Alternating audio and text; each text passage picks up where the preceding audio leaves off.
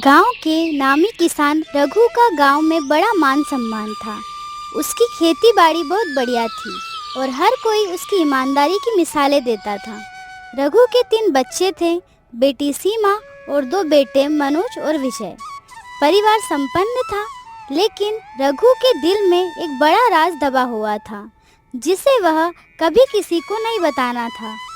एक दिन गांव में एक साधु बाबा आए। वह गांव के चौपाल पर लोगों को उपदेश दे रहे थे। साधु ने कहा, बेटा, सच चाहे कितना भी छिपाओ, एक दिन सबके सामने वह आ ही जाता है। इंसान के कर्म उसके साथ साथ चलते हैं। रघु को साधु की बातें सुनकर बेचैनी होने लगी, क्योंकि वह जानता था कि उसके जीवन में भी एक ऐसा सच छिपा है जिसे वह सबके सामने नहीं बता सकता। क्या साधु जी मेरे बारे में बात कर रहे हैं? कहीं मेरे उस राज का खुलासा तो नहीं हो जाएगा? गांव में किसी को पता नहीं था कि रघु की समृद्धि और दौलत के पीछे एक अंधकारमय सच छिपा है।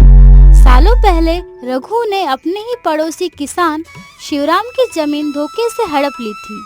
शिवराम बहुत ही गरीब और ईमानदार आदमी था, लेकिन उसे इस धोखे का एहसास तब हुआ जब वह बर्बाद हो गया।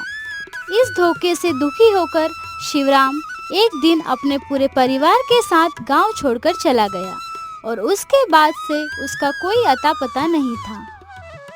वर्षों बाद रघु की जमीनें बढ़ती गई, लेकिन उसकी आत्मा पर शिवराम का अभिशाप जैसे चिपक गया था। हर बार जब वह अकेला होता तो उसे शिवराम और उसके परिवार की चीखें सुनाई देती। अब तक कोई जान नहीं पाया था कि रघु ने यह सब कैसे किया, लेकिन रघु को डर सताने लगा कि एक दिन यह सच सबके सामने आ जाएगा। फिर एक दिन रघु के घर एक अनजान युवक आया। वह युवक बहुत गंभीर था और उसका चेहरा रघु को अजीब सा लगा। युवक ने कहा कि वह किसी काम के सिलसिले में आया है और कुछ दिनों तक रघु के घर रुकना चाहता है। मुझे कुछ दिनों के लिए यहाँ ठहरने की अनुमति चाहिए। गांव में काम के सिलसिले से आया हूँ। रघु ने उसे रहने की अनुमति दे दी, लेकिन उसे हमेशा उस युवक से कुछ अजीब सा महसूस होता। मनोज, यह युवक कौन है? मुझे इसके बारे में कुछ ठीक नहीं लग रहा है। अरे पिताजी, आप भी ना, वो तो सीधा साधा है। इसे कुछ दिन के लिए यहाँ रहने दो। युवक ने धीरे धीरे रघु के परिवार के साथ संबंध बनाए और उसका रघु के बेटों के साथ भी दोस्ताना हो गया।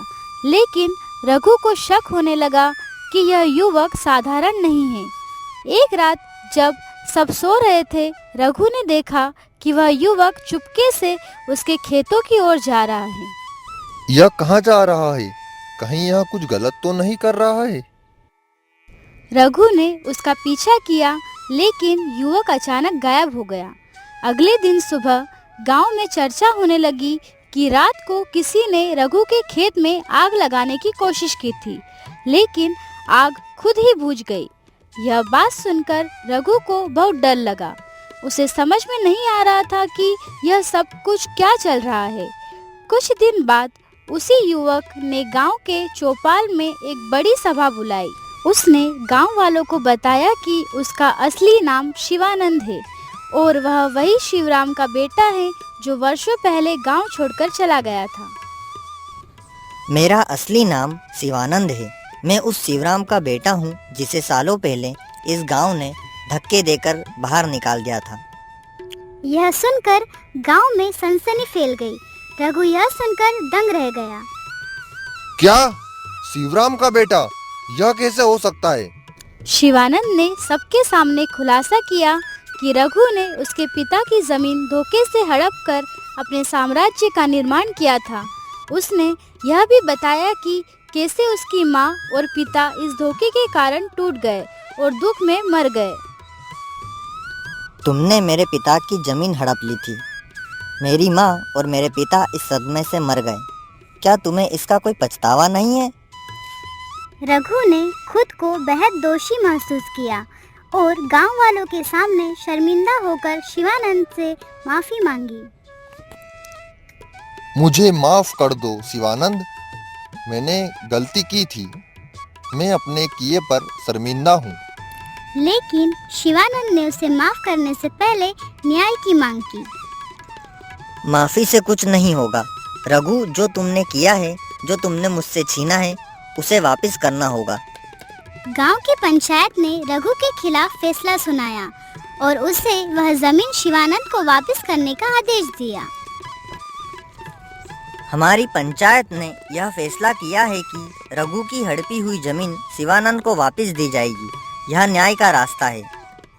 रघु ने सिर झुकाकर अपने गुनाहों को स्वीकार कर लिया। अब वह समझ चुका था कि उसके कर्मों का फल उसे मिल गया है। जो मैंने किया है उसका मुझे फल मिल गया है।